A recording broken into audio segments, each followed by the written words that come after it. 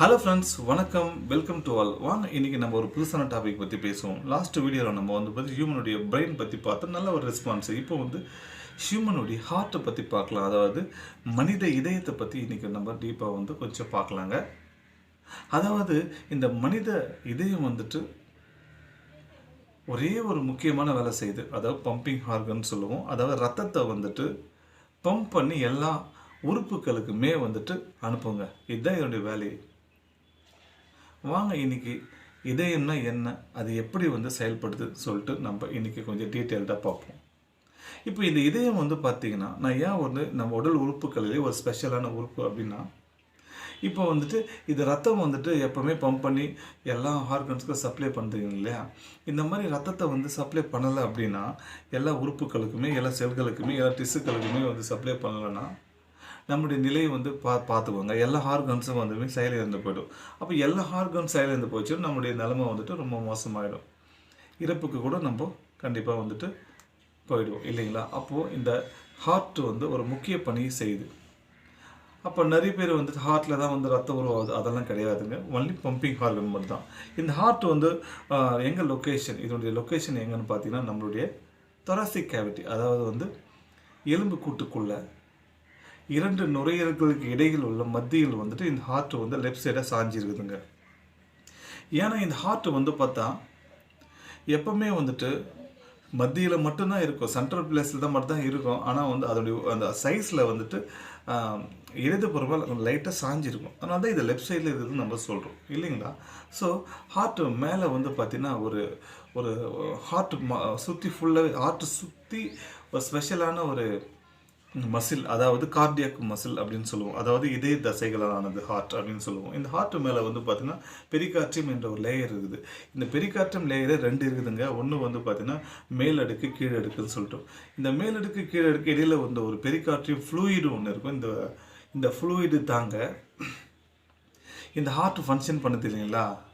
இந்த heart beat நடக்கும்போது இது உராயும் மற்ற காயங்கள்லேருந்து நம்மளை பாதுகாக்கிறது. அப்போ இந்த பெரிகார்டியம் ஃப்ளூயிட், அதாவது பெரிகார்டியம் திரவம் one of the main role. அதாவது இது இந்த ஹார்ட்டை பாதுகாக்கிற மெயின் ரோல் நம்ம சொல்லலாம். இப்போ இந்த பெரிகார்டியம், மையோகார்டியம், எண்டோகார்டியம் இந்த 3 பிரிவுகளாக பிரிக்கிற இந்த ஹார்ட்டில் இந்த 3மே பாதுகாப்பு வளையம் தான். இது ஃபஸ்ட்டு ஒன்று ஆல்ரெடி சொல்லிட்டு, செகண்ட் ஒன்று பார்த்தீங்கன்னா இப்போ மையோகார்டியம். இது ஒரு இடைசுவர். இது ஒரு இடைசுவர்னு சொல்லலாம்.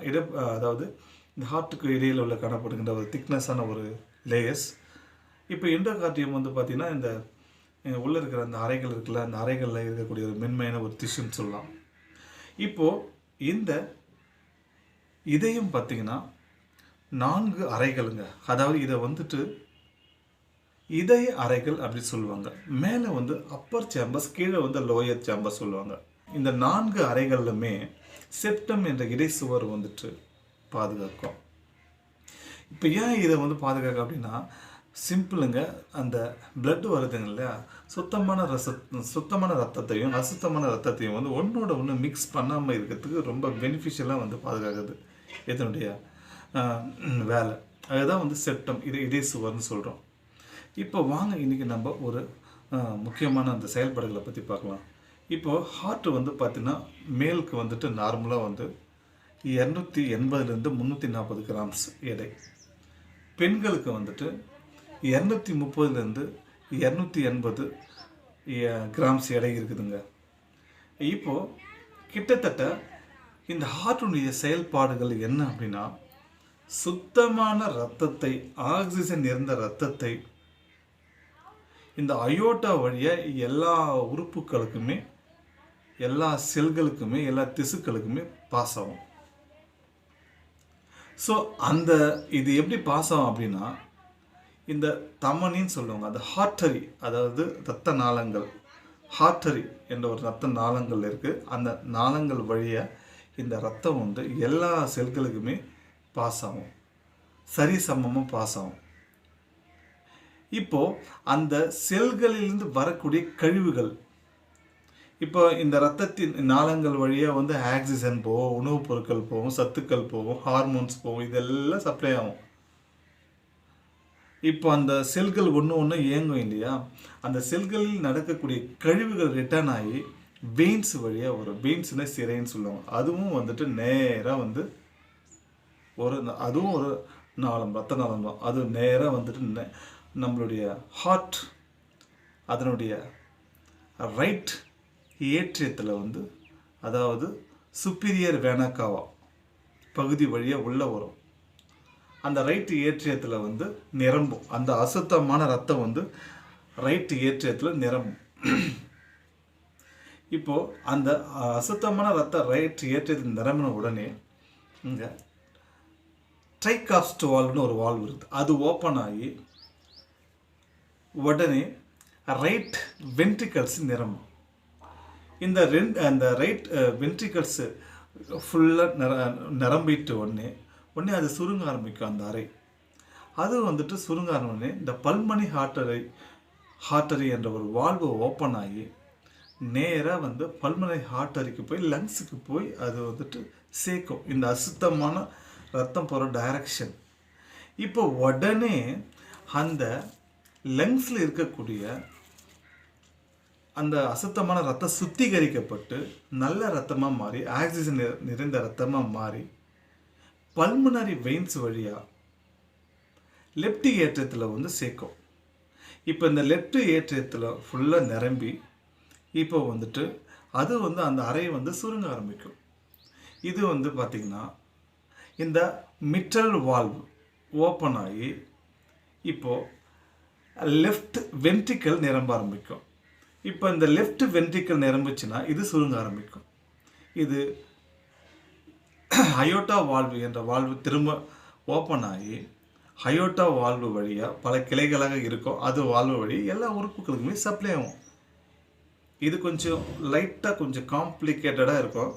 இது உங்களுக்கு புரியுறதுக்கு கொஞ்சம் ஒரு வாட்டி 2 வாட்டி நீங்கள் பார்த்தீங்கன்னா ஈஸியாக புரிஞ்சிடும். இந்த டைரக்ஷன் தான் ரத்தம் வந்துட்டு போயிட்டு லங்ஸுக்கு போயிட்டு அங்கே சுத்திகரித்து திரும்ப ரிட்டர்ன் ஆகி ஹார்ட்டுக்கு வந்து ஹார்ட்லேருந்து அயோட்டா வழி எல்லா செல்களுக்கும் போகுது.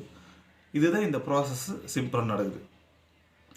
இந்த ப்ராசஸ் கண்டினியூவாக நடக்கிறதுனால நம்ம உடல் உறுப்புகள் அனைத்தும் சீரான நிலையில் இயங்குகிறது.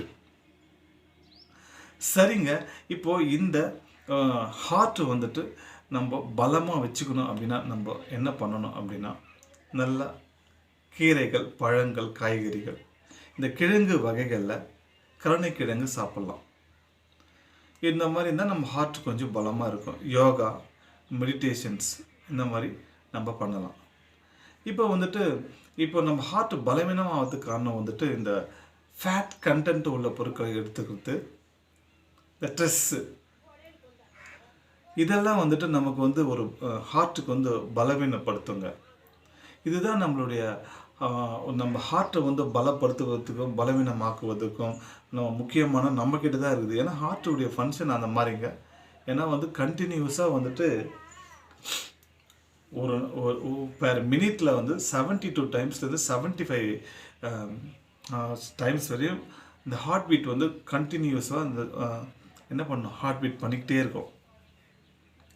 ஸோ கிட்டத்தட்ட ஏறக்குறைய ஒரு நாளைக்கு இந்த சுழற்சி வந்து பார்த்தீங்கன்னா 19,000 கிலோமீட்டர் ட்ராவல் பண்ணணும்னு சொல்கிறாங்க. அவ்வளோ இம்பார்ட்டன்ஸ் இந்த ஹார்ட். ஸோ இந்த ஹார்ட் வந்து நம்ம எப்பவுமே வந்துட்டு ஒரு அவேர்னஸாக ஒரு பலமாக வந்துட்டு இப்போ நம்ம வச்சுக்கிறதுக்கு முக்கிய காரணமே இதனுடைய ஃபங்க்ஷன் வந்துட்டு வெறும் முக்கியமான ஒரு பொருளாக நம்ம பார்க்குறோம் இல்லைங்களா. ஸோ இன்றைக்கி இந்த ஹார்ட்னா என்ன, அதனுடைய செயல்பாடுகளை பற்றி முழுசாக கொஞ்சம் டீட்டெயிலாக பார்த்தோம். நெக்ஸ்ட்டு ஒரு வீடியோவில் ஒரு நல்ல ஒரு கண்டென்ட் எடுத்து அதை பற்றி நம்ம பேசுவோம். தேங்க்யூ.